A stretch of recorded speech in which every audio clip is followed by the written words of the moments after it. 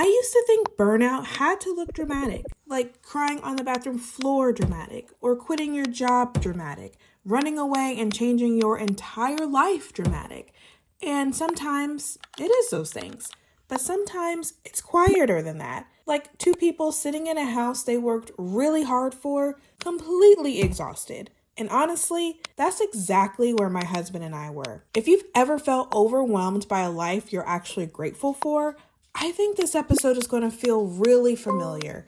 So pack your bags, besties, because we're going to Hilton Head. The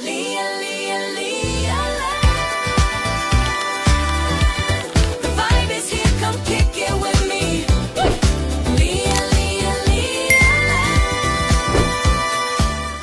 After my wedding, after all the planning, after work, after family, after trying to hold everything together for literally everybody else, I think Garrett and I finally looked at each other and realized we needed to breathe. Because even after the wedding was technically over, it still wasn't. There were still gifts to open, thank you cards to order, addresses to collect, things to return, things to organize, work to catch up on. And honestly, life was already starting back up before we even had time to process any of it. So at like midnight, we packed a bag and bounced. No big plan, no luxury itinerary.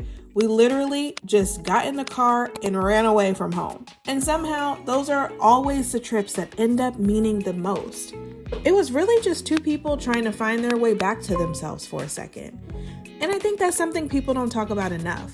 Sometimes you can be deeply grateful for your life and still be completely overwhelmed by it. I know online it can look like once the wedding is over, the fairy tale starts. But real life doesn't pause after beautiful moments. Bills still exist, work still exists, stress still exists, and your brain still comes with you for all the things. And I think this trip reminded me that rest isn't something you're supposed to earn after you completely break down. You're allowed to pause before things get bad. So this became our little mini honeymoon, a tiny escape, hey, are we okay trip.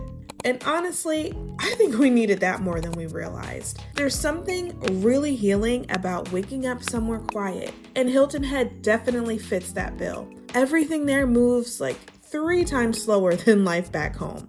It's quiet, it's slow, people bike everywhere, people walk everywhere, and minus the alligators and crocodiles, because that's like, why are you here, right? So I'm out bike riding, and I just came across this sign that says beware of alligators. This is the exact reason why I got an electric bike and not just a manual one, because I refuse to be stuck on somebody's trail in an alligator cup. No ma'am, no sir, I need an escape plan 24/7. It really is a kind of place that makes you feel okay to recharge for a second. And honestly, it's funny because no matter where we go or what season of life we're in, Garrett and I always seem to have some sort of chaos follow us. I mean, we tried to have this cute romantic beach picnic and bike ride moment, and somehow that ended up in a literal sandstorm. I mean, the bikes fell over, sand was going everywhere, not a thing was aesthetic. I mean, we've never been aesthetic, but nothing here was aesthetic, okay? And honestly, guys, it was probably one of my favorite parts of this trip, because even when everything was going wrong, we're getting injured, it reminded me how much I love doing life with him. And I think this episode is really about learning that peace doesn't always come from some huge life change.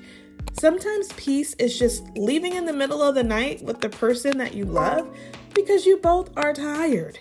And you're deciding that for a couple of days, the rest of the world can wait. So this is why we chose our mini honeymoon to be in Hilton Head. It wasn't glamorous, it wasn't perfect, but honestly, I think we needed this more than anything. Next time on Life in LiaLand.